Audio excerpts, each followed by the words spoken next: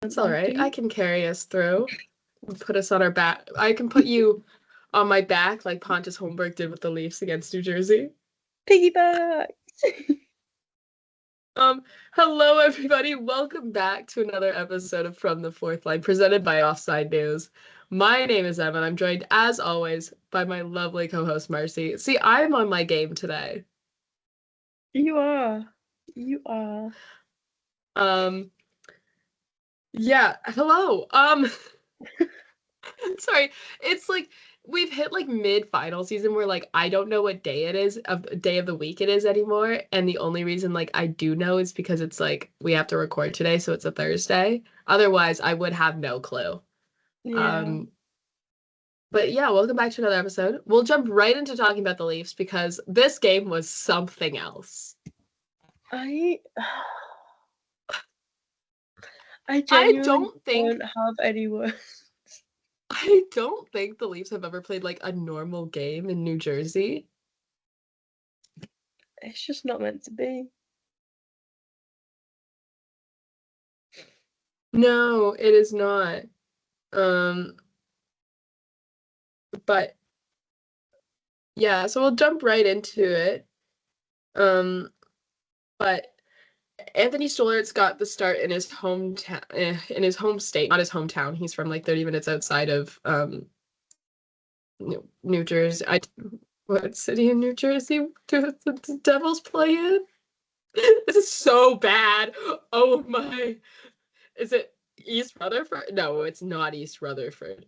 It's literally, why is their location called just New Jersey, United States? Are the New Jersey Devil? Oh, Newark. Okay. All right. Bully me now for that on Twitter. Flame me on Twitter for not knowing where in New Jersey the New Jersey Devils play. Okay? Sue me. I've never been to New Jersey at all. Anyways, so but moving on, he's from like 30 minutes outside of Newark. So he got the start, which against Markstrom, which I appreciate from Craig Berube, where he like unexpected. I didn't expect him to be a guy who at least like, and I know this some of this was like just the way that the rotation has worked out between Stolarz and Woll in that aspect of like Woll played against Pittsburgh, so now it's Stoller's turn against New Jersey. It works out perfectly fine like that. But I like do appreciate that Craig Berube is like maybe it's unplanned and it's like, oh well, look at that. But like that he gets that like those sort of starts, like the hometown starts or things like that, or like even former team as well. Stoller's is going to start tonight against Anaheim. Former team starts, which Stoller's has also gotten both of those. Because he got the start against the Florida Panthers as well, and now he's getting one tonight against the Ducks, two of his former teams. So I appreciate that. I didn't realize Hmm. like Craig Berube was like that nice of a guy in that aspect of like giving players, you know what I mean? He's Like a the little real things one. like that where he's a real one. I didn't real like I not that like I don't think like this runs through like most coaches' minds. Maybe it doesn't at all and it's just whatever. But like I'm sure like there seems to be at least some thought given towards that. You know what I mean? Yeah. Like he picks up on the little things. Yeah, exactly. Things like that. But yeah, so Max Domi also back in the lineup tonight. He was slotting in where in the lineup?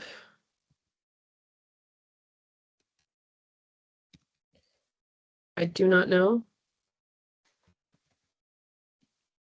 I do not remember either. I will be totally honest. Yeah. I I believe Where was he? was he on the third? Did he actually? No, he wasn't.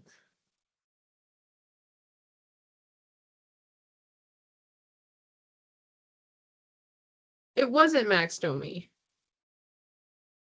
I was gonna say not on the third line. Was it Max Domi? No, no, it wasn't.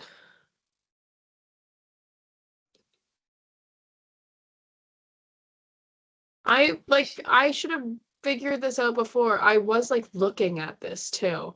Now I'm gonna have to go back through David Alter's tweets and look for this, and I'm gonna have to go like, oh well, look at me, have to like look for this through the thing and blah blah blah. You see, it's moments Da, da, like da. these Scroll back where through. I finally Okay, understand so he what it was feels like okay. to be masculinized. Literally, I Just have no. sat here just like, Okay, not a clue.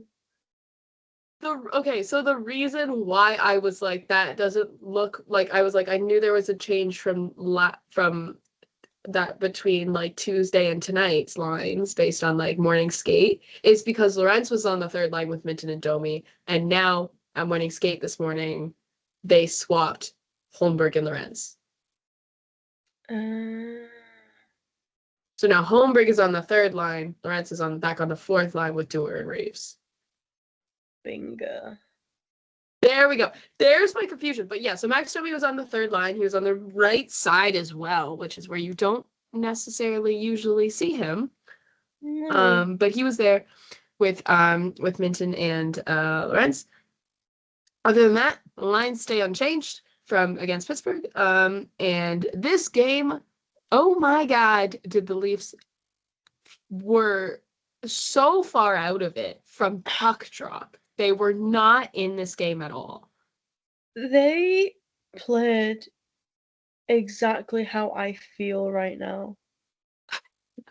I don't even it was like they thought that they were still having their day off in New York City and forgot that they should be playing a game in New Jersey. Yeah, I was. Um yeah, they got off to a very slow start offensively and defensively. Where like I think like New Jersey had gotten 8 shots on goal by the time the Leafs got their first. Um Stollerts, though, stood on his head. Like, he had a fantastic game and was absolutely the reason why the Leafs were able to win this game and stay. Like, he made sure that the Leafs could stay in this game. But yeah, so shots were 16-1 for New Jersey by the end of the first period. 16-1. They.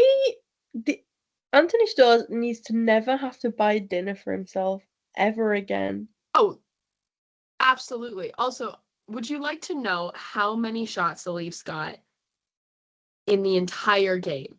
Now that I told you that in the first period, New Jersey got 16. Yeah. Why not? The Leafs got 17 shots the Oh entire boy. game. So for the amount of shots that were in the first period, that is how many the Leafs got during the entire game. A game, mind you, that went to overtime. I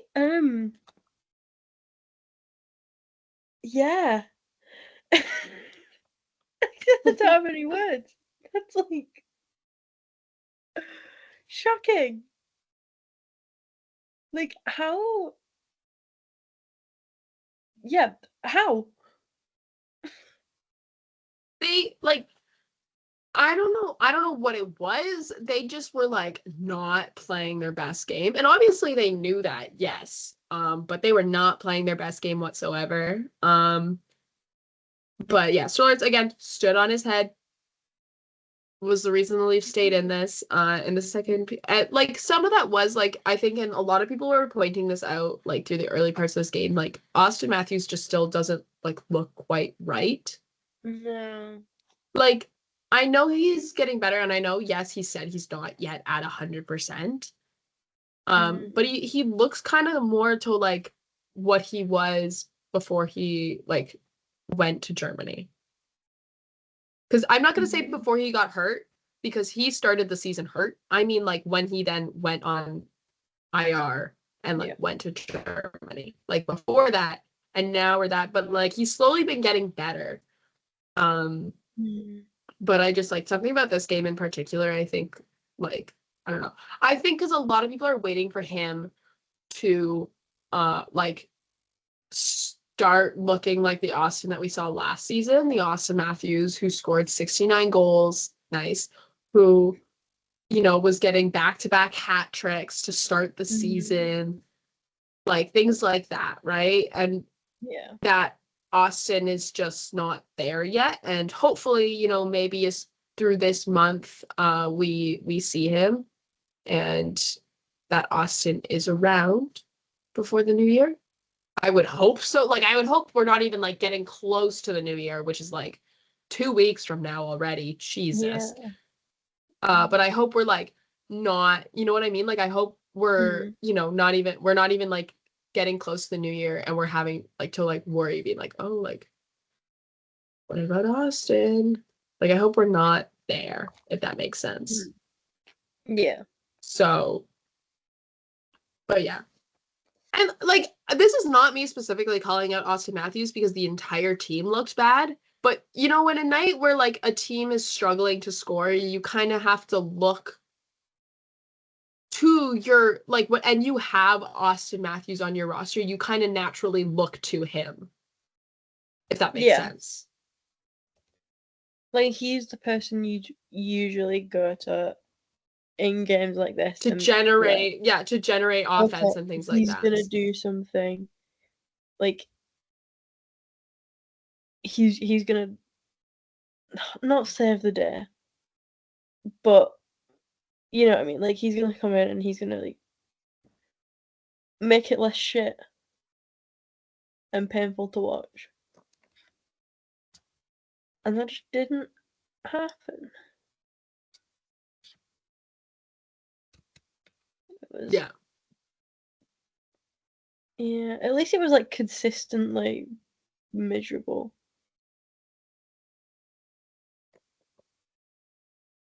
So like True. it's not like this started off really well and then it went to shit. Because at least that way we didn't have any hope in the first place. Yeah, like they were bad from the start. So really, it was like, it can't get any worse than this. And it didn't.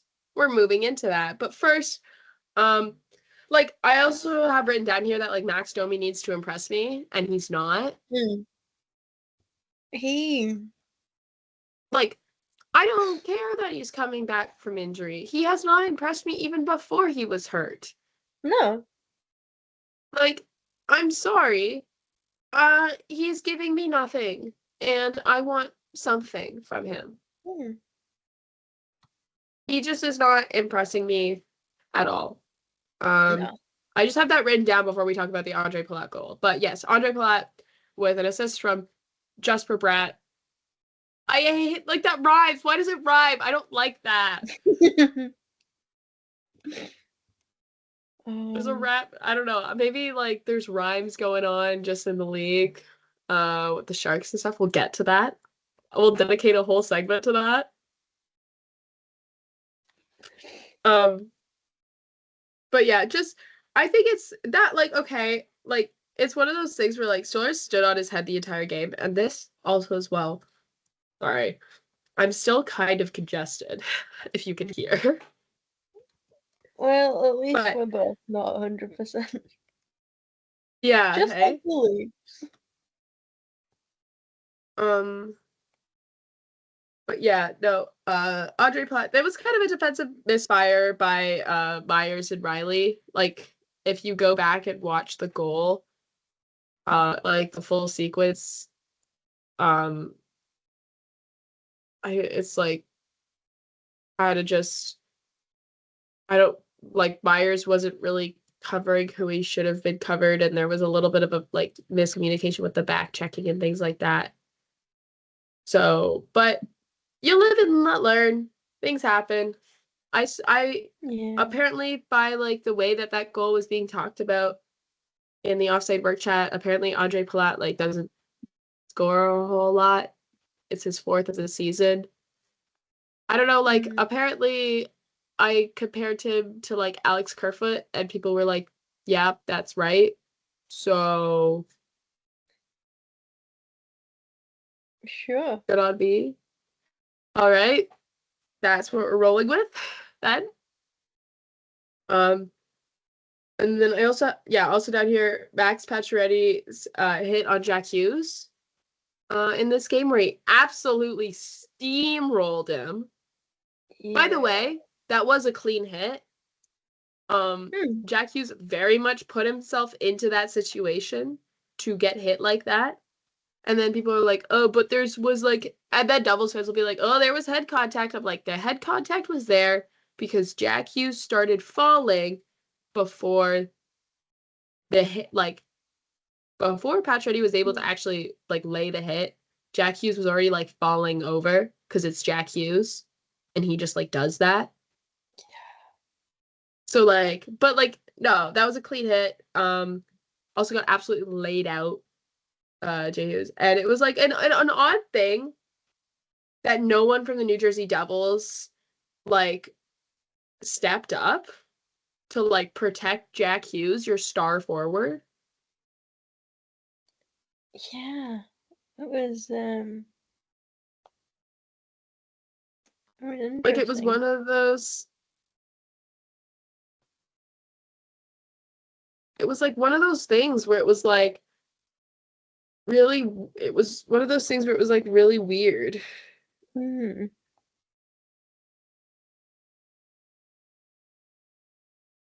Because you'd think that someone would do something, but no. It was just... It was, like... I don't know, And then I saw this tweet. This is from Nick Alberga, who said, most of the convo out of Jersey today has been less about the overtime loss and more about the Devils' lack of response to the Pacioretty hit on Jack Hughes. Which, if you switch out, like, Devils with Leafs and put, like, I don't know, Mitch Marner in there instead of Jack Hughes, you have, I think, probably about, like, one of the overarching conversations that has been had about the Leafs for, like, the past, like, 4 years prior to this season. Yeah. Am I wrong? No, I'm right. I'm always right. We know this. We should know this by now. We know this by now. I'm always right. Emma has never been wrong. We're gonna put that on a t-shirt. Right. New offside merch. I know one of our editors is listening to this, probably Casey, who will then send it to Avery. Just can we get like merch that just says "Am I wrong?" No, I'm right. I'm always right. Incredible. From the fourth line. I think that would be like a perfect sticker. I did not know. You have like your coffee in the morning. Oh, I also need it like on a sticker. So I can put it on my travel mug and like my water bottle and like my notebook and like just like everything I own. That just has "Am I wrong?" No, I'm right. I'm always right. I'm always right. Oh dear. There we go. But yeah, no, but I do love for Max Pacioretty that like even though like okay, he can still like put up the points occasionally. I think he has been moved down today at morning skate. He was moved off of Marner and Matthews' line, which yes, I don't know why he was ever up there in the first place. No offense to him, I just don't know why you were replacing him with Matthew Nyes up there. Like that was just a weird decision overall. But even if he's not necessarily putting up the points that he used to, he's now like not discovered, but like he's increased an aspect of his game, which is just like he's absolutely gonna lay people out. Because Max Pacioretty is... I keep forgetting he's from Connecticut. That's like scary. He's 6'2" and 217 pounds. Oof. Which is very large. Indeed.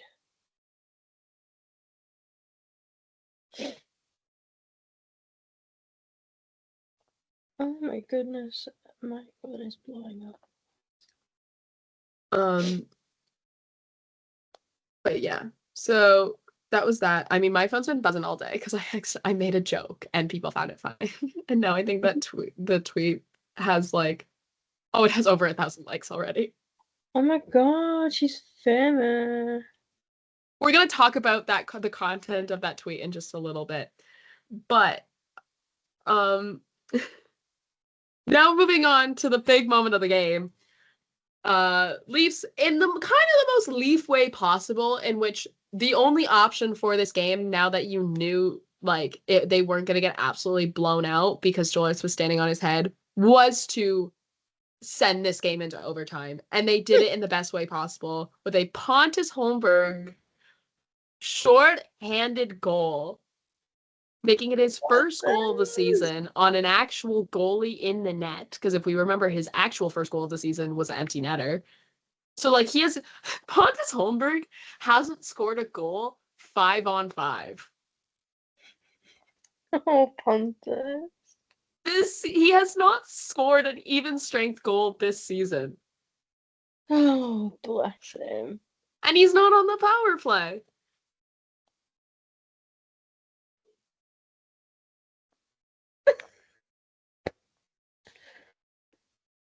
This is fantastic. But yes, this goal, gorgeous. Go watch the clip. It's fantastic. But yeah, he sets up, he gets set up by Connor Dewar, and this is where I have to sing Connor Dewar's praises as the person when Connor Dewar was acquired by Toronto. I was the one who was going, guys, it's he can provide offense shorthanded, which he did. And this is exactly how he does it, is he refuses to lose a puck battle. He will just battle it out and he will grind away. And that's exactly what it is he's battling for the puck in the O-zone, wins the puck battle enough that it gets away from the defenders, from like the New Jersey defender's stick, so that it's a pass to Pontus Holmberg. And Pontus Holmberg, weirdly, it's not even a good shot either. It sort of just trickles by Markstrom, but I don't even think Markstrom was like expecting it. But yeah, just like a gorgeous goal, really great. Love good shorthanded goal. I think those are so fun. But like this is just like this at this moment as well, between like the Max Pacioretty hit on Jack Hughes and this goal, the team kind of got woken up then with like 10 minutes left in the third at this point. That's where we are in this game, by the way. Like, we literally have skipped approximately the first 50 minutes of this game, and we're now only talking about the last, like, 10 and a bit because of overtime. It's also That's how little the Leafs actually played hockey and showed up for this game. The last 10 they came for the last 10 and a bit minutes. Literally.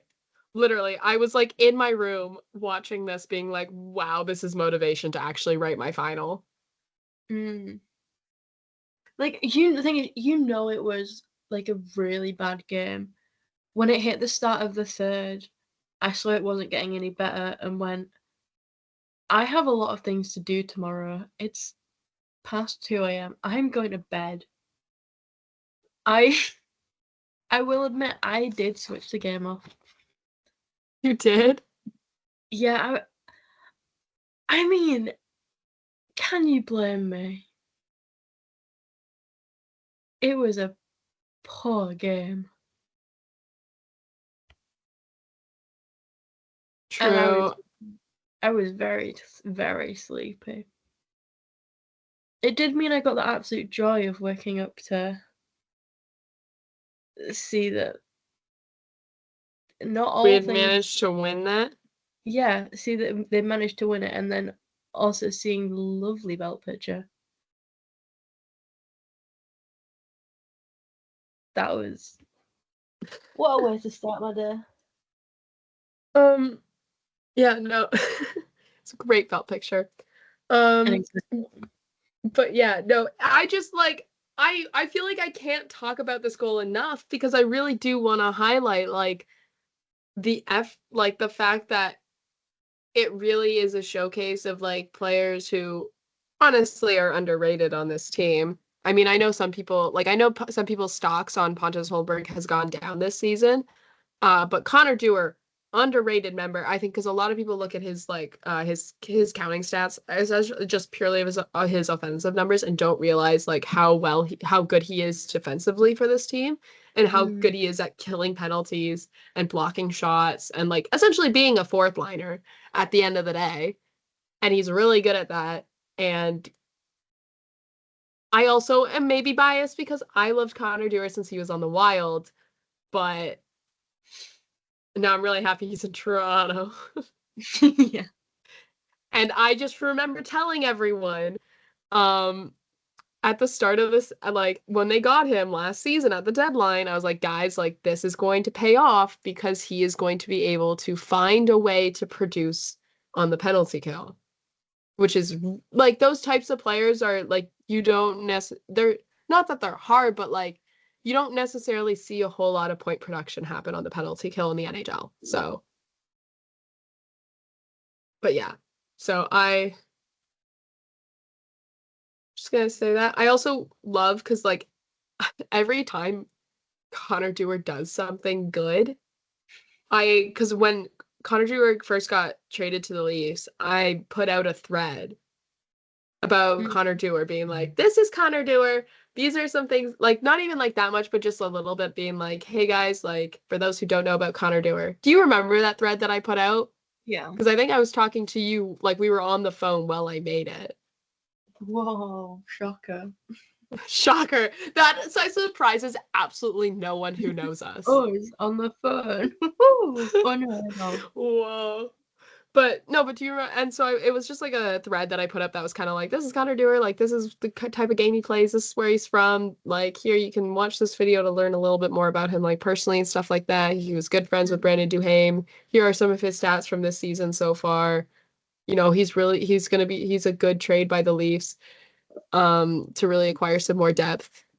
Um, and every time he does something good, that like tweet like gets a couple more likes. And so I get the notifications from it. So like I got a couple yesterday that were like, so probably people like looking up Connor Dewar on Twitter or something, and that probably comes up with like the top tweets about Connor Dewar because it has about like 400, 500 likes now at this point, and I don't think a lot of people are necessarily tweeting about Connor Dewar a whole heck of a lot. Okay, well, maybe because you mostly see just my tweets about him. Yeah, it is. I will say, I think your tweets are a good 90% of the tweets I see about him. Yeah. I I really do love Connor Dewar to like almost like yeah. We often joke about we have our like our bottom line blorbos on this show like all the time. I mean, hence the name of the show. And yeah, he is one of mine. But that goal again, Pontus Goalberg, hats off to him as well. Sends this game to overtime, and the first like 2 minutes of overtime really just always it's always a thing where it's like you see an exciting overtime, and you're like, oh yeah, no, like this is really fun. So glad like. And then you get an overtime, like the first 2 minutes of this overtime between Toronto and New Jersey, and you are reminded why again the IIHF wanting to make this an Olympic sport is the world's worst idea. Because I don't think we ever talked about this on the show, and I don't think I ever told you about this, but there was a tweet that went out a little while back that was like something about like the IIHF are discussing making 3-on-3 hockey an Olympic sport. And I thought personally that was the worst idea I had ever seen. And like my first thought was like, has the IIHF ever watched an NHL overtime in the regular season? Because it is sometimes the most boring hockey to ever exist. Because it doesn't work the same as 3-on-3 basketball. Like it's not like, oh, they're both 3-on-3 versions of like another sport. That's not how it works. Like it's not like we're like 3-on-3 basketball is like exciting and fun. 3-on-3 hockey is just like who can change lines the best. Literally, that's what it is. It is a line change competition. And it's like the other thing too, where it's like if you're going like even through a 5-minute 5-minute overtime in the NHL, like your guys get like tired really quickly by the end of it. And it's like you have like a full NHL bench available to you to like send out. There's like, you have a full thing of like 20 guys to Yeah. send out. Whereas like I'm sure for 3-on-3, you're not gonna send like countries, or like you're not gonna be able to send teams of 20 players. So your teams are gonna be smaller. So then like, are you gonna then play on a smaller ice surface? But Yeah, like like then how do you decide that? and as well, like But if you're not gonna play on a smaller ice surface, then you're gonna play on not an NHL ice surface, but at like an international sized ice surface, which is bigger than the NHL ice surfaces. yeah, It's in my head. It's one of those things where it's like, I saw that and I was like, this is the dumbest idea I've ever heard for a multitude of reasons. literally, and as well, like the thing that makes overtime and like 3-on-3 hockey like not even interesting, but like just tolerable is the fact that it's the final 5 minutes. It's like the deciding 5 minutes of the game. It's Yeah, it's the also because it's like, I guess like if you're gonna do it where it's like that's an entire sport, then you're gonna want multiple periods of that. And it's like, at least then okay, if no one scores in 5 minutes. Oh, true as well. It's like, oh, some scores in 5 minutes, then the game's over. Whereas like if no one scores in 5 minutes in overtime, okay, then we go to a shootout. We don't like we're done with the 3-on-3 hockey. It's not I don't know. like, It's just one oh, of those there'll things be where I more. literally saw that and I was like, this is the dumbest idea I've ever seen. And I don't know if anyone from the IIHF has ever like watched NHL, like has ever watched a 3-on-3 overtime before. Because it is sometimes the most boring hockey that you can ever watch. Even more boring than watching the Carolina Hurricanes under Robert DeBoer. Sorry, I will always say that they play boring low event hockey. And I like, no offense to the Carolina, like I know specifically Kat, our, a writer at Offside, who does love the Carolina Hurricanes, is gonna like be like, what do you like? Not like hates, but like kind of hates me for when I say that like Carolina Hurricanes play boring hockey, but they play boring low event hockey. I'm sorry, it's the truth, and it's not fun to watch because I like excitement when I watch hockey. Like I like high event stuff because it's more fun for me as a watcher of the sport. But I can appreciate like how low event hockey like is like can still like mean doesn't necessarily mean that your team is bad. Carolina Hurricanes are pretty good, but yeah, I don't know. We I need don't the thrill. yeah, I need the rush. Indeed. Um, but yes, in overtime, Austin Matthews. Um,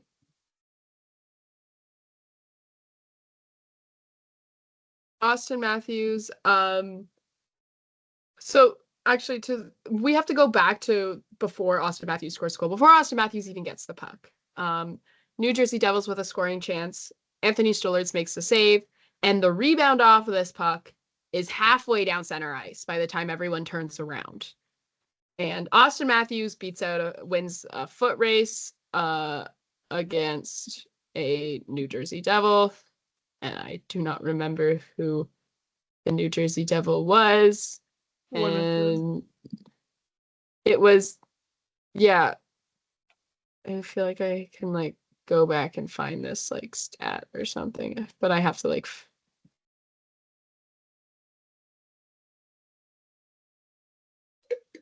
but anyways, it doesn't matter. Um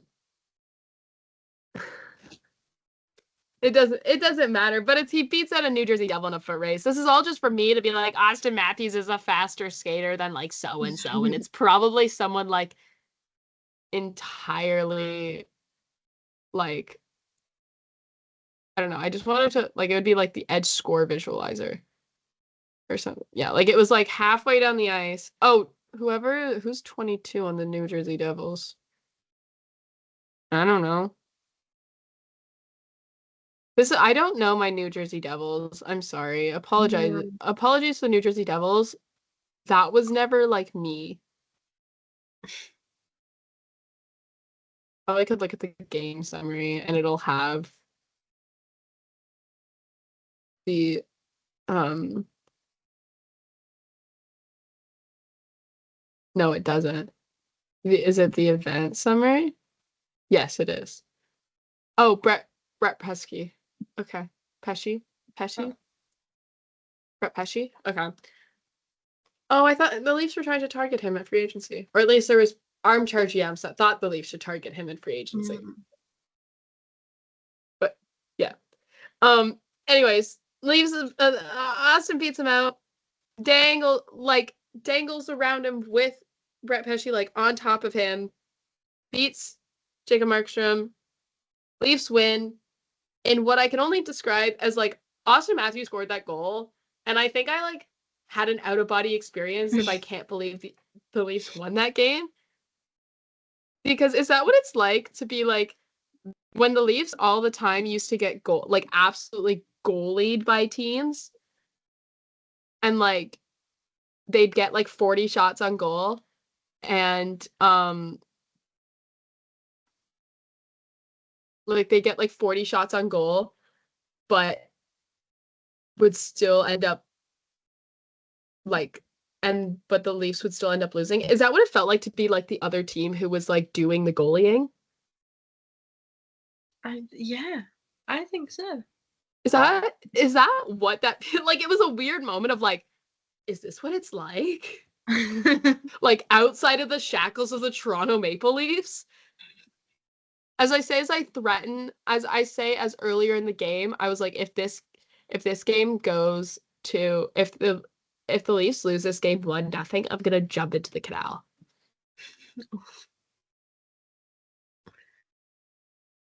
So maybe. It was truly something else. Yeah, and I'm looking at hockey, at not hockey, at natural stat trick as well, and like for as much as it like when you look at the shots of like 39 to 17, Mm. the actual like high danger chances for this game weren't like crazy out of proportion. New Jersey Devils had 11 high danger chances where the Leafs had 7. Like that's not like totally, No. you know what I mean? Mm. Damn. Oh, that's at 5-on-5. Hold on. Oh, that's 17 to 10, but like still that's not as big of a blowout as I like was expecting. Mm.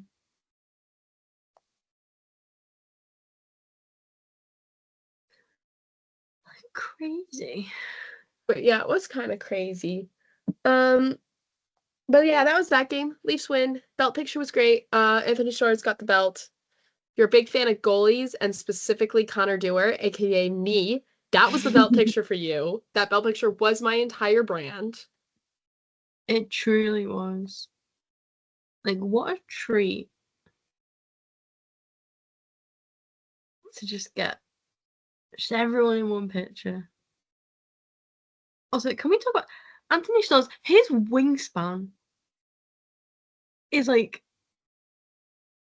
insane. Oh yeah, no, I need that measured. Like, my guy. What? It's it's just crazy. But like also, hey. It was a wonderful belt pit.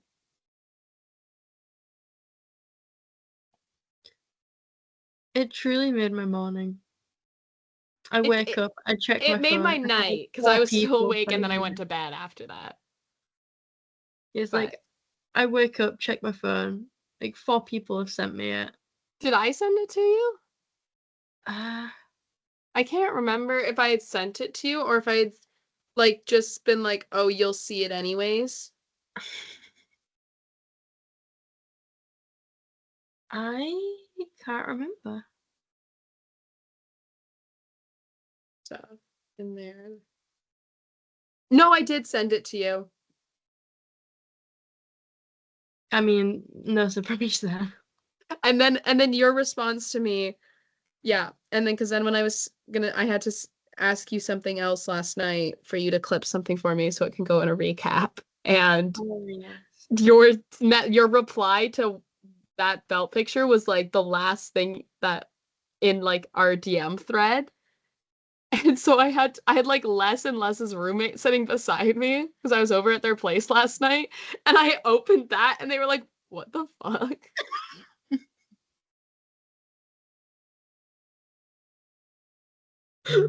It's okay. They like understood though because it was Les and Les's roommate. Les is gonna listen to the podcast and be like, "What the?" I'm gonna get a text of like, "What the fuck, Emma?" Like, hey. They're already jealous of my block blast skills, by the way. They're Oh. impressed. They're impressed. I got a new high score today. I'm in the 10,000s. Ooh. I'm so good at block blast. Oh my god. She's so crazy. I actually am afraid to see like what my like screen time on block blast is. Ooh. Because it's like I don't think I've Pavlov dogged myself, but it's now been a thing where it's like if I get bored, like if I like see something that I don't like on my like on my timeline or something, or I see something that annoys me, I will like go and open block blast. Emma. And I very notably do not block or mute any words on Twitter or like any accounts or anything. So I notably dog my Twitter timeline, which is like something that people have been like, Emma, how can you do this? And it's because I then develop an addiction to Block Blast. So it's like every time I see something that annoys me, I close the app and go play Block Blast. You know what? If that's what you need to cope, good for you. See, I've kind of done the same, but it's with TikTok. And every day I get close to the point of deleting it, and then I think I'll miss it too much. So yeah.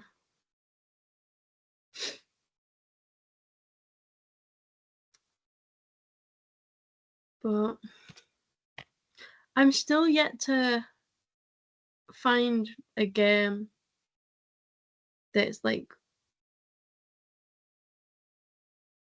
blockbuster for you. For you. Wait, you had your fish game. Yeah, you know what? I do love a little fish game. See? Which you need to download, please.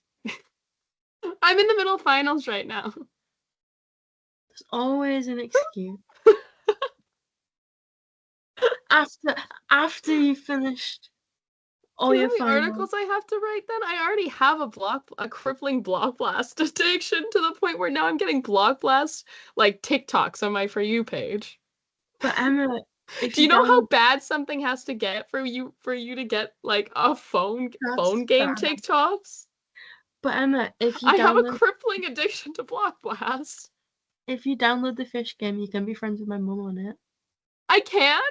Yeah. Okay, I will download the fish game later.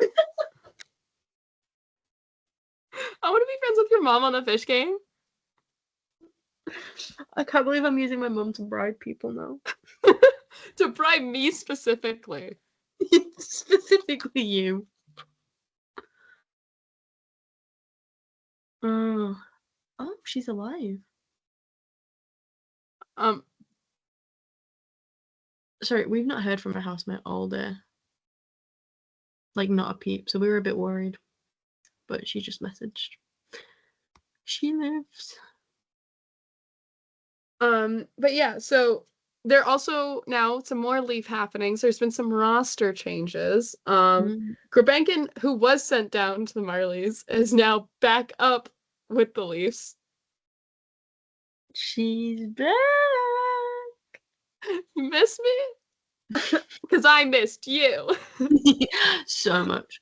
Please never leave me now. That's the way that Nikita Grabenkin like walked back into the Leafs locker room. Was like, hey, did you miss me? Because I missed you. And everyone just like, there's a collective sigh of relief when he walks back in. They're like, the personality's back. Oh dear. But you know, we've been, when I say we, I mean the Leafs roster has been through a lot recently. She's changed. She's not the person she used to be. Oh, I can't stop sniffling. Felt. But also as well, Alex Nylander was put on waivers and cleared, and has been now sent back to the Marlies. Dakota Mermis, who was also put on waivers, did not clear and was claimed by Utah. So even though he never got to play a game for Toronto, you will always be remembered as a Leaf, Dakota Mermis. And McCabe has been taken off of IR. Leafs legend Dakota Mermis. That is a new one. Because he played I think he played a couple of preseason games and then he got a puck to the face, had to get jaw surgery, and then has now been coming back from jaw surgery. She's been through it. But a true Leafs legend.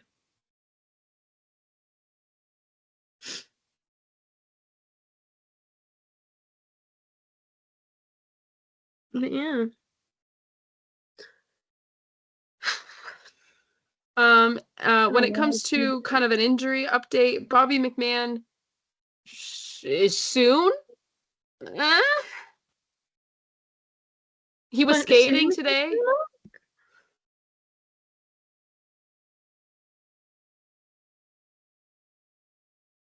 But yeah. I really hope he's back soon. I miss him. Me too. And then David Camp will be a little ways. He'll be a little bit. Again, no further clarification with that. David Camp also, though, was skating today, so there's that. And now we get to talk about some off-ice shenanigans when it comes to the Toronto Maple Leafs. Today, I know we spent nearly a full episode making John Tavares amulet jokes, and I've continued to make a John Tavares amulet joke, maybe perhaps every single episode since.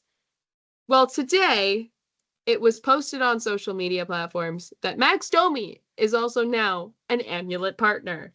He is an ambassador of the amulet. And that means I have to come up with another amulet-themed title for this episode. Yes. Perhaps it will be Ambassador of the Amulet. We'll see. To be debated.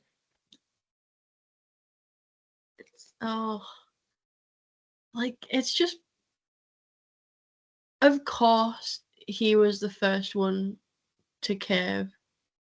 Of course he was the most easily influenced. I'd expect nothing less. But oh no, watching that video was so deeply entertaining. It really brought me the joy that I have needed so desperately in the last few days.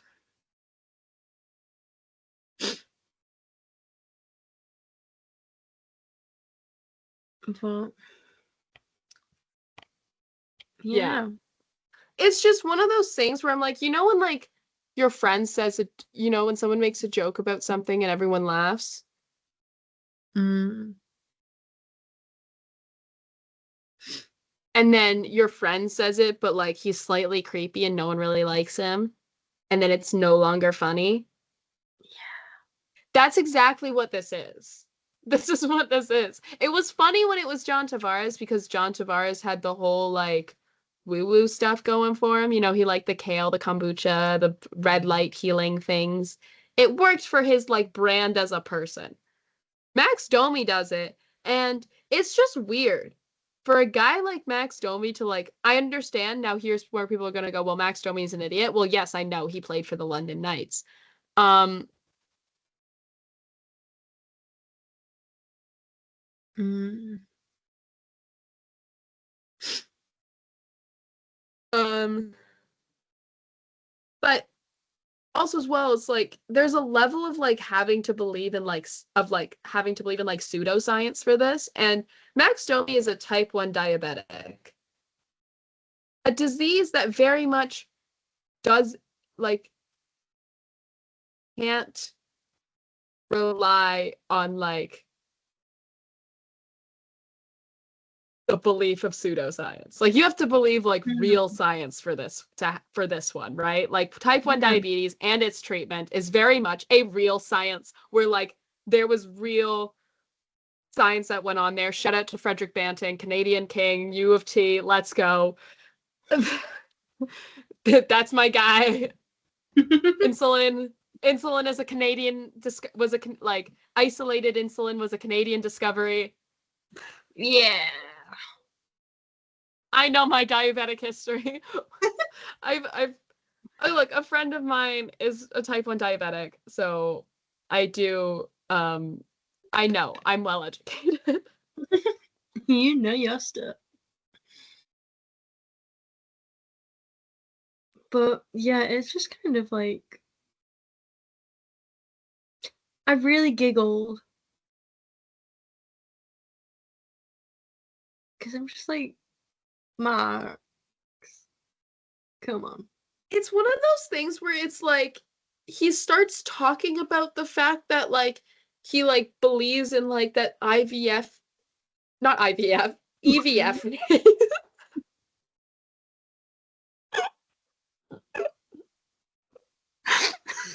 Max Dummy IVF truther?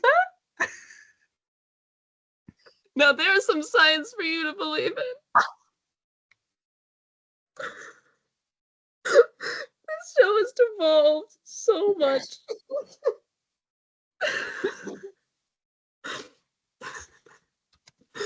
EVF rays.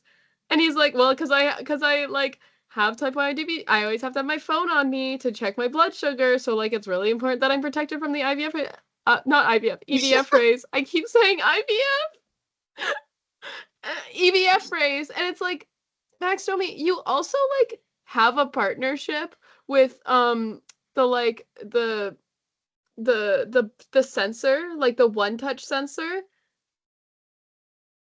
You know what I'm talking about? I don't know if you Yeah. get the commercials. We get all the commercials. But he's also like, and like with the oh my God, am I about to like search up like diet like type 1 diabetes like medical devices so I make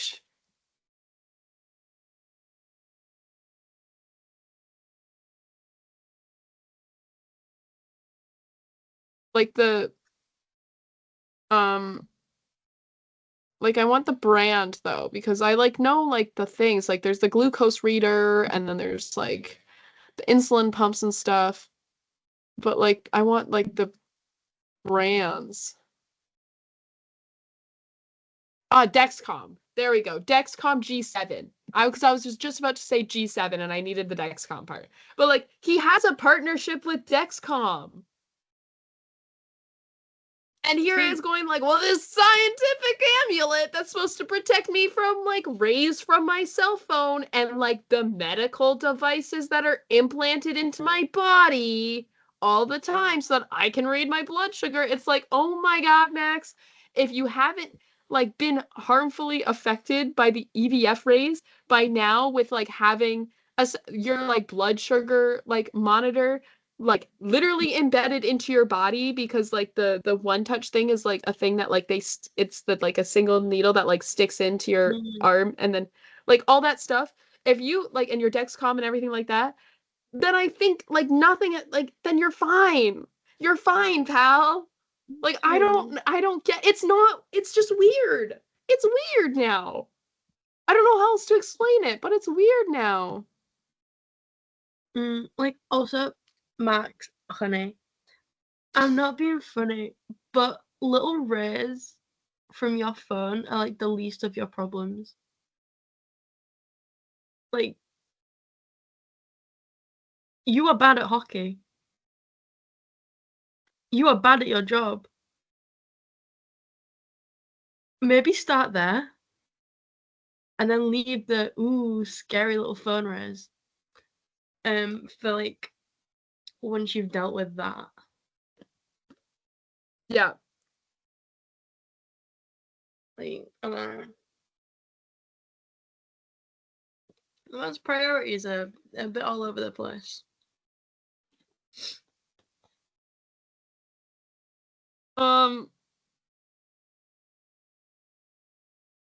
Yeah. Sorry, I checked my phone and Lexi Brown liked my stupid dumb MLM tweet. Oh my I want to kill myself. Do you know how many like actual like real like respected journalists have liked that tweet throughout the day? Like, do you know how many like people in hockey media who work for like Sportsnet and like TSN and stuff have liked that tweet today? Because I see them. I have yet to mute it. I get all the notifications and I see if it's someone who has like their full name in like their display name and it's not just like a fan account, I like hover to see who it is. And it's like actual like people. You make one MLM joke and then people think you're talking about like it's the way that I meant like multi-level marketing. And I thought that was like fairly clear considering the context of the tweet and the context of what I was quote tweeting, which I'm pretty sure I accidentally like ratioed someone with this one. Apologies. Because it was a quote tweet and I think I accidentally like ratioed someone with it. And people thought that I was talking about like man loving man. People thought I was talking about like John Tavares starting like gay sex in the Leafs locker room. No, I was talking about him starting a multi level marketing scheme in the Leafs locker room. Like he was gonna start coming out and selling like LuLaRoe leggings. Okay? Or what's the like skincare brand that like is absolute like phony? I don't know. Tupperware. Tupperware was a multi-level marketing scheme that became like an actual business because their containers were really good. Or like the hair care brand or whatever. Or whatever that stupid like water brand. You know, oh, because like this was a whole plot line in Brooklyn Nine-Nine, wasn't it? Where like Jake Peralta gets sucked into a multi. John Tavares is imputing his multi-level marketing schemes onto his teammates. Do you think he like has people over for team parties and he's like, guys, the reason why I gathered you here all today is because I really want you guys to try out this selection of products that can protect you from EVF rays and like promote healing. And like if you stick one on yourself, don't worry, we have like combo deals where you can buy a sticker for your phone and also buy a fashionable amulet accessory. I'm sure the thought of the John Tavares saying the Sorry, word I didn't do the fashionable impression amulet right. It should have accessory. more been like this. Sorry, the impression had too much emotion. It should have more been like, "Hi guys, I've gathered you here all today for this for us to come together and enjoy these lovely appetizers that we got catered. Thank you, Erin, for organizing that. Thank you, wife. And here we're going to discuss this lovely business opportunity where you guys can really become your own boss and really feel like an empowered. You can't even look at you when I do this. Really become like an empowered girl boss. And it's this product. I can't. Okay. I'm lost it now. There's this product that I've discovered over the summer that I really do think you guys can also share with your friends, where you guys will be able to promote healing within your body and really, protect yourselves from harmful EVF IVF rays rays. and other 5G rays from your cell phone. We have some great products here that we can explore together, and I can talk about the benefits. And then if you're interested in buying, I have a combo sale or like a deal where we can combine the phone sticker amulet and the actual wearable amulet for cheaper than retail price. If you're also interested in getting in on this business opportunity, we can also discuss how you can purchase your very own starter seller kit, in which it provides you with all the opportunities you need to host your own events like this. Austin, I really think you should be interested in this because now as captain, you are more responsible to host team events like this. So I think that this would be really beneficial to our locker room.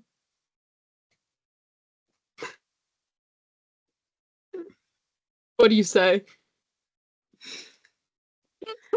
I would do my Austin Matthews impression in reply, but my But it's forehead's just not gonna big sound enough. like that one clip of it going, "It's me, Austin." It's me, Austin. Austin. From that Four Nations quiz. No, my favorite But- thing is the Conor McDavid one. I have never seen Conor McDavid more disappointed in the fact that he is Conor McDavid. He's like, It's me, I'm Conor McDavid. Conor McDavid. It's so good because Nathan McKinnon is literally like he would rather literally be anywhere else than doing that thing where he has to stand there and go, "It's me, it's me, Nate Connor," like, and Nathan McKinnon too is like, "It's me, Nathan McKinnon." At least Sidney Crosby just like sounds like Sidney Crosby when he has to do media stuff, which is like kind of like he doesn't want to be there, but at least he's like trying. Sorry. I'll have to bring back my like John Tavares like MLM impression at some. I love when you bring out the John Tavares impression though. It's truly something. But yeah, it's the thing where it's like there's not as many jokes as you can make with Max Domi because like for this you just know Max Domi is being like stupid, whereas before it was like this is John Tavares like also being stupid but like also being into like the woo woo stuff. Like there's not as many memes as there is just being like, okay, this is dumb now. Max Domi officially killed the bit.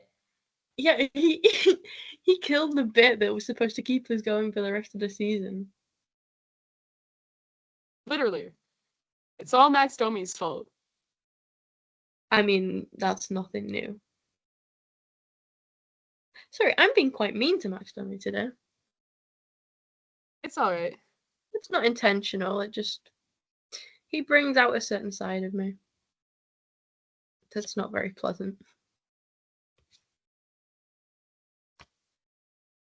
But yeah, oh my god, I got really bad pins and needles in my legs, so I'm gonna like shuffle around.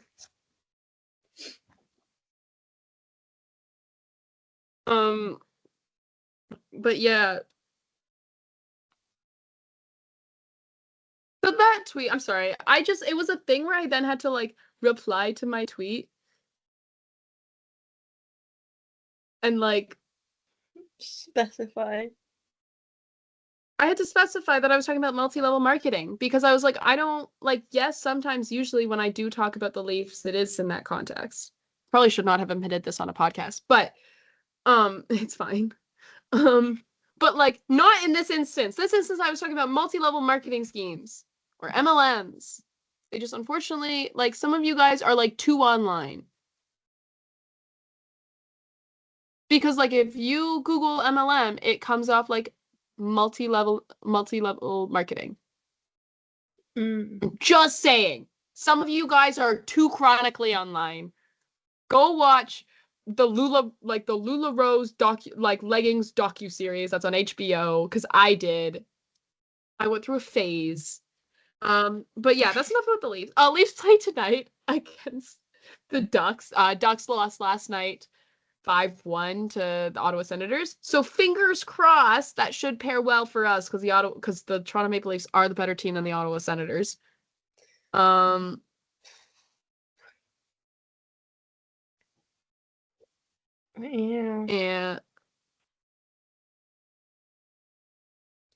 And yeah. Anthony Stolarz to net. I got nothing else to add here. Oh, Jake McCabe's coming back in. He's playing tonight. Yippee! So hopefully this fares really well for the Leafs in terms of their defensive performance. Hopefully they play better defense, and hopefully as well, it means that because they're not having to focus so much on playing defense because they have their shutdown pair back, they can score goals. Please? especially against the Ducks. I do think, though, it'll be Dostal and net because Gibson played last night against Ottawa. Remember the last time the Leafs played against Dostal? I wish I could forget. It was very much a similar outcome to Tuesday's game. I forgot what day of the week we were. Tuesday's game against the Devils, except like the roles were reversed and the Leafs still won. But there was also the game against the Ducks where we won 9-2. So fingers crossed we can have that option. Please, for me, yeah. because if I'm not well and I stay up to watch this game and we lose in the most horrific and embarrassing manner, I fear you might never hear from me again. Like, please. Yeah.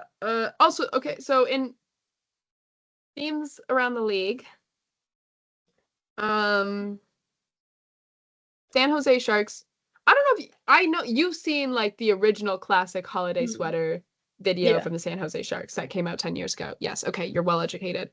They put out a 10-year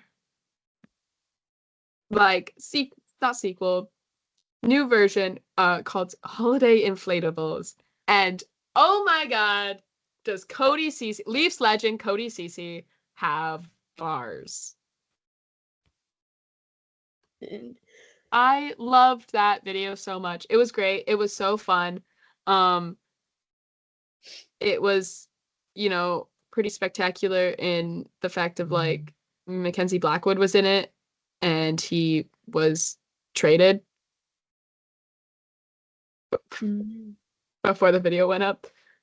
But that was pretty funny. But they had Patrick Marleau and Joe Thornton in it. In a car together, implying that they were your neighbors. Take that from what you will. I know we were talking about MLMs before. They had Macklin Celebrini and Will Smith in it doing what I can only describe as, I believe, what dance moves they broke out at the frats around Boston when they were in college. I am under the impression that Will Smith is a grade A frat flicker. Oh, yeah. When he dances, that he only knows this. Yep. Oh. I'm really good at doing the frat flick because I myself sometimes am guilty of it. I remember Ireland. Hey, I also can do the Cotton Eye Joe, okay? You can. You do it wonderfully. I can do the Cotton Eye Joe at the end of a pub crawl. And also in heels. You didn't see me do it in heels. I was doing it in sneakers in Ireland. But yes, at the end of a pub crawl, I am still capable enough to do the Cotton Eye Joe. And I impressed everyone in our group. Including the random middle-aged Australian man. Yeah! Yeah! But yeah, Macklin Celebrini, I realize I'm now like doing all these dance moves. I'm like, no one can see them but you. But it's the one where he like backs up and he's like, I'm like, okay. Like, ooh. All right, pal. I see you there. Oh. But yeah, no, I love that. I think that's so fun. I think that's the type of also social content that like, I know some players necessarily aren't jumping at the bit to do it, but like if you have the players who are willing to do it, I absolutely believe that you should do it because it's one of those things where like the original holiday sweater video is always still talked about and always still brought up and like always still like referenced. And so now you're creating like another one with like, and you have appearances, and no offense to the people in the first one. I mean, Barclay Goodrow was in the original, but like putting Macklin Celebrini and Will Smith there, and even though they didn't rap, or like Eklund as well, like are just like young guys where you're like, oh, you are gonna watch their career, so it's like they're gonna be like, 30, and you're gonna be coming back to this video and be like, remember when they did this? And it's going to be one of those things. And it's going to be like that every year that video is going to get brought up, and that's what I really like about like a little bit more creative or not creative. Creative is one of the words I was looking for, but also not extensive, but like when there's high production, like where there's like there's a lot of thought and production effort going into a piece that gets put on social media. You almost do want it. Like sometimes as well, like the stuff that goes viral is like the dumbest stuff in the world. I can tell you, just look at my Twitter today. I'm there was like too many like video producer. There was like a video producer from Sportsnet that like liked it. I'm so afraid that it's gonna show up on like a broadcast or something. If it shows up on a broadcast, I swear to actual God. Please, please, please. Like actually, I'm gonna cry. Please, please, please. But yeah, just it's like stuff like that where it is, social media is a new way to market your team, and I think that does a great effort in like marketing your team to have a certain brand image. And I know sometimes that doesn't always fit with every team and every brand image that that a team wants to put out. But I'm just saying the fun stuff, I love the fun stuff. And sometimes it's as low budget as just printing off old pictures of your players and making them sign them. And sometimes it's something as high budget as a 5-minute long music video with original lyrics. Exactly. So that's just the thing. Anyways, if you haven't seen the San Jose Sharks video, go. It's on all their social platforms. Give yourself the 5 minutes to watch it. It's hilarious. It's so fun. It will be going platinum in my house this holiday season. Probably double the platform. Like I will be blasting it and bopping it along. Very real. But yeah.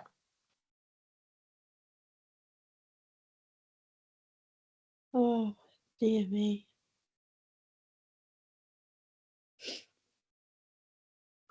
But yeah. In other updates, another news around the league, JT Miller will play tonight for the Vancouver Canucks.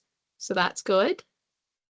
I know he's taken a leave of absence. He took a leave of absence from the team, so it's nice that he returned. He did say when he was first speaking to media this morning that he refuses to answer any questions about like why he took time away, which is totally fair and valid. And I wish him all the best. So if you have him on your fantasy team, make sure to add him to your lineup tonight. Also as well, Team Canada World Junior roster camps are underway. There was a little bit of delay in the arrival of some of the players, specifically, funnily enough, the ones coming from Toronto, aka the OHL guys. Because there was delays with flights and stuff because of weather, yeah, out of Pearson. And I just have to say, why were they putting these guys on the train?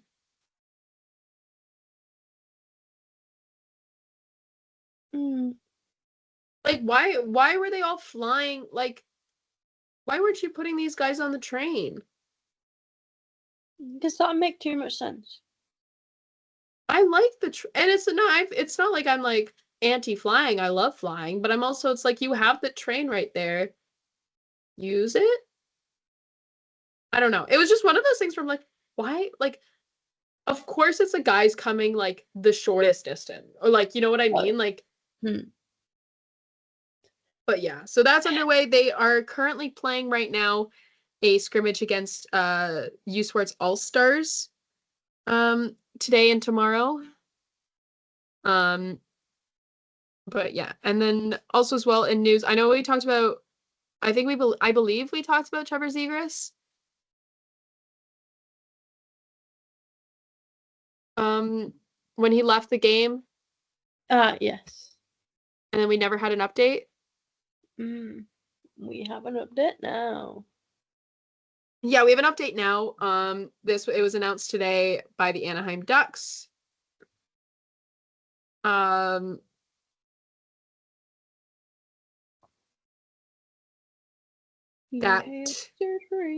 Trevor Zegras had a successful knee surgery today, to fix a torn meniscus and is expected to miss 6 weeks out of the lineup, which honestly is like the best worst option outcome. You know what? Like, you know what I mean? Mm. I will say my dad had the exact same thing done as well. So I'm a little bit familiar with that process and the recovery time and things like that. So yeah, it could have been worse. Like his entire knee could have blown up. Yeah. He could have had it a lot worse.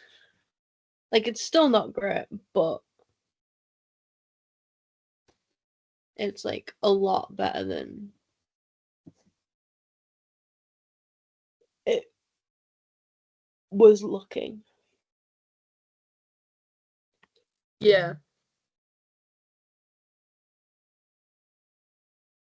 But yeah, so I mean, I'm sure like he probably is being missed from the Ducks lineup. I don't know. I have seen two. I'm about to watch three. I just had to realize no, because I'm about to watch 3 Ducks games this week.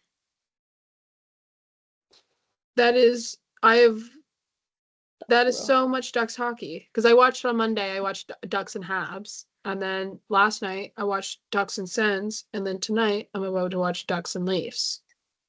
Oof. I don't usually watch the Ducks this often. I have No. no affinity towards the Anaheim Ducks. And I don't think we talked, I can't remember if we talked about this. I don't think we did. I don't think we talked about this on Monday, was some of the stuff coming out of the Board of Governors meetings, including one of them about an outdoor game being held in Florida. We didn't talk about this, did we? No. I'm judging by your eyebrow raise, that answer is no. Yeah. So it came out, Elliot Freeman said that one of the things that came out of the Board of Governor meetings this week was that there is interest from the league to hold a outdoor game in Florida, specifically in Miami, at the Miami Marlins stadium. Now, I will add, because I had the automatic thought, yes, the Miami Marlins stadium does have a roof. It is retractable, like the Rogers Center, for those, because we're a Leafs podcast. And what, um, so, but like, cause like my thoughts though are that it is Miami, and I do know that if you keep the roof like closed, if you keep the retractable roof closed over the building and you pump it full, because I'm well aware like Florida AC don't joke around. Mm. And you pump the roof, like you pump the stadium full of AC and you like essentially turn it into the world's biggest walk-in freezer, and you put ice in there and you play a game and you keep you keep the roof closed, so you keep the cold in and you keep the sun out and things like that, then you'll have played a stadium series game.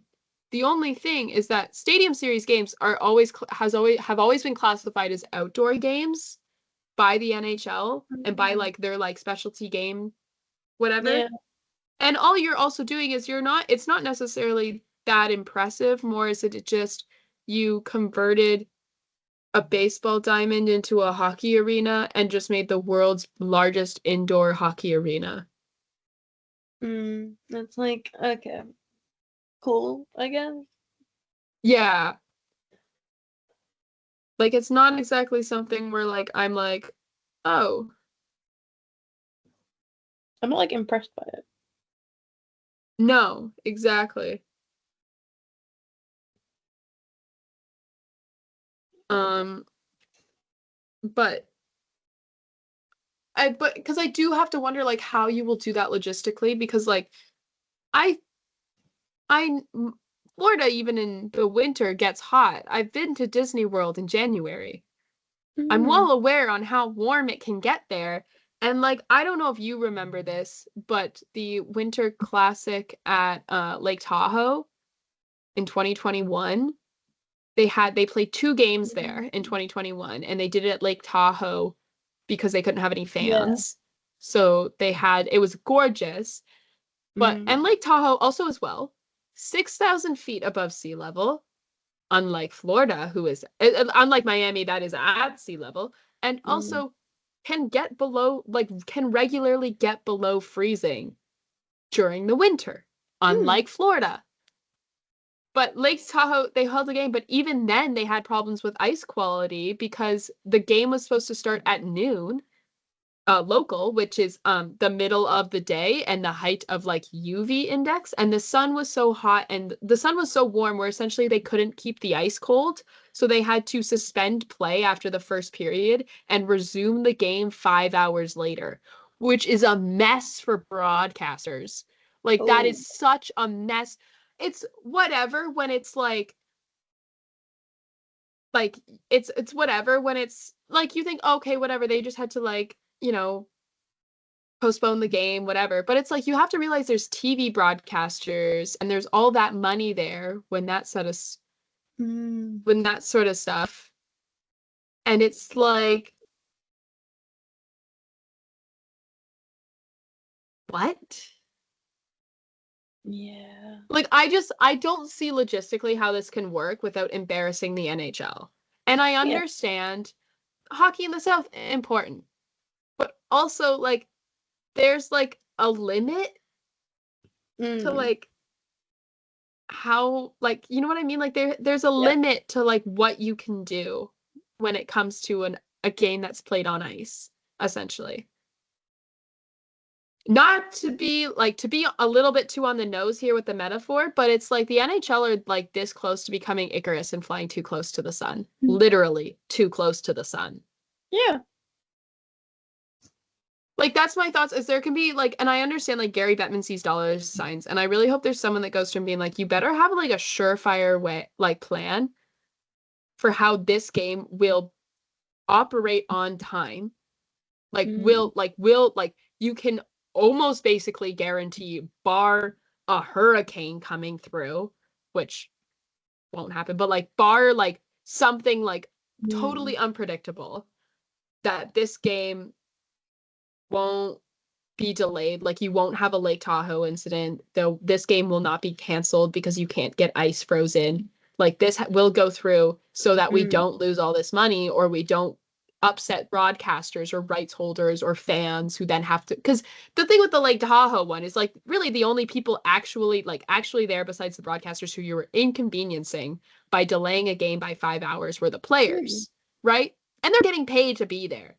If you Yeah. have to delay a game by 5 hours and you've got a baseball stadium full of fans who've paid to be there, then you have a problem.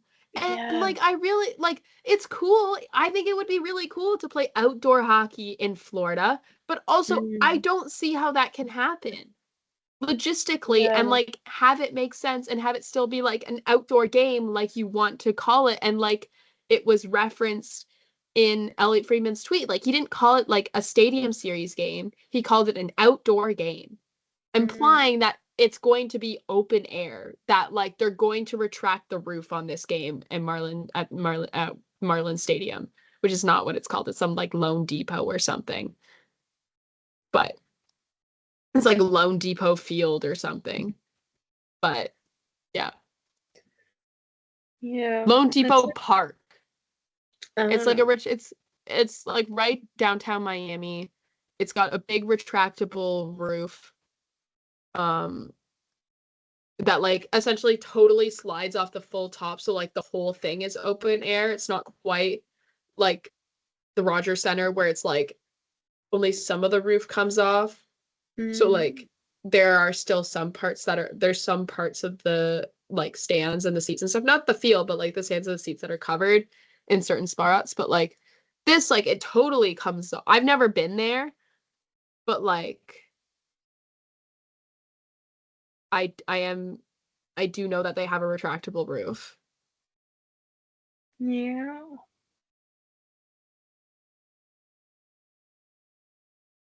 But yeah, because it's like, what if the ice is like all slushy and melty. Like, what are you gonna put all the players in wellies and stick them back out there and say have fun? Or it's like, what do you like? It's a thing too, where it's like, okay, you have to like, oh, the ice is melted. Okay, you have to wait 5 hours for it to refreeze or for the temperature to go down. Or if it starts to rain, I don't know. It's Florida. It rains at like 3 p.m. If you do that, then what are you gonna do with the fans? You know what I I mean? guarantee they won't be too pleased.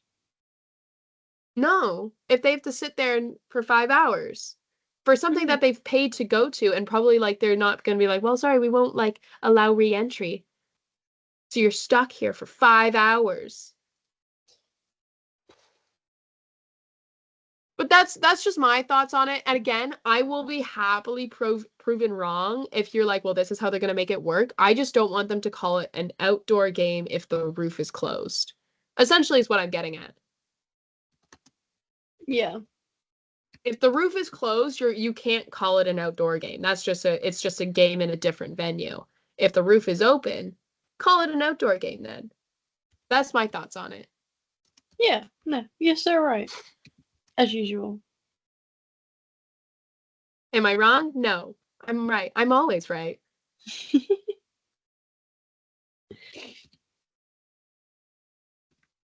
Yeah. It'd definitely be interesting to just witness the shit show. Yeah. So, I don't know.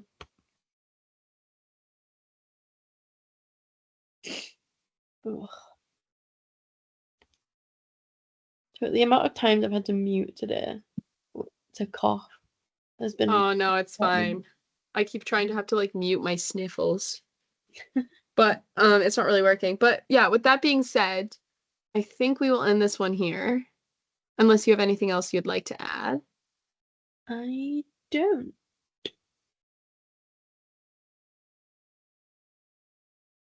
No, I don't either. I was like, I'm trying to think of like, is there any hockey news? I mean, Travis Dermott was put on waivers today. I don't know if you saw that. Yeah. But like, other than that, there's not really a whole lot that happened. No, it's kind of quiet one. Yeah. So that being said, Leafs play tonight. They do. Um, taking on the Ducks.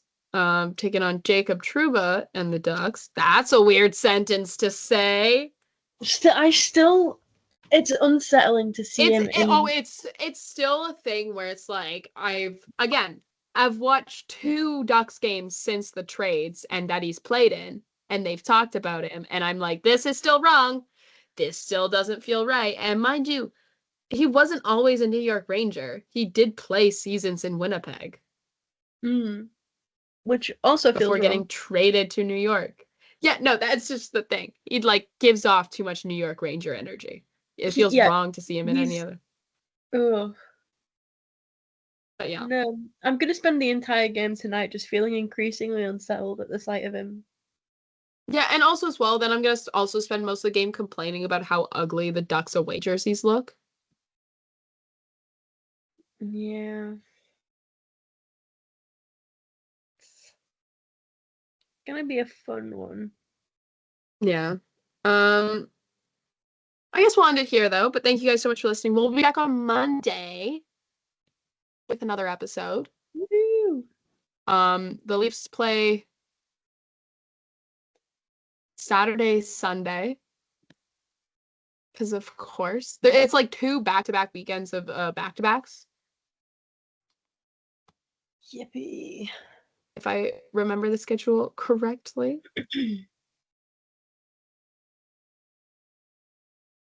Yeah, they play it's a home and away as well. Lovely. They're Saturday in Detroit and then they play Sunday. Well, okay. Home and away back to back is put lightly because they play away against Detroit and then they play at home against the Sabres. So it's like Detroit to Toronto is not like the longest trip in the world. No. But there's a couple former Leafs in both these games. Mm. Justin Which, Hall, get ready for me to bully his skating again on no, Monday. get ready for a Justin Hall hat trick. Absolutely not. Yeah. He got his one goal of the season out of the way already. He's not scoring against the Leafs. Yeah, no, actually, Justin Hall dick trick. Fuck you. With that being said, thank you guys for listening. We'll be back on Monday with another episode. You can find Offside News Co. On all social platforms at offsidenewsco.com at Offside News Co. And you can also find all the articles that they write, including we have a lot of World Juniors and a lot of Four Nations content planned, which really excited about that. We actually have a meeting tonight about it, but you can go find all of that and also a bunch of other lovely articles from Offside News over at offsidenewsco.com. You can find the show on everywhere you get your podcast. You can also follow the show on Twitter if you never want to miss another episode. And over at From the Fourth Line, that's fourth, the number 4th. There, you can follow the two of us on Twitter if you want more hilarious tweets about me comparing the Leaf locker room to an MLM at 60 Leafs for Marcie at Pair B1 for myself. Thank you guys so much for listening. We'll be back on Monday. In the meantime, go Leafs go. Go Leafs go.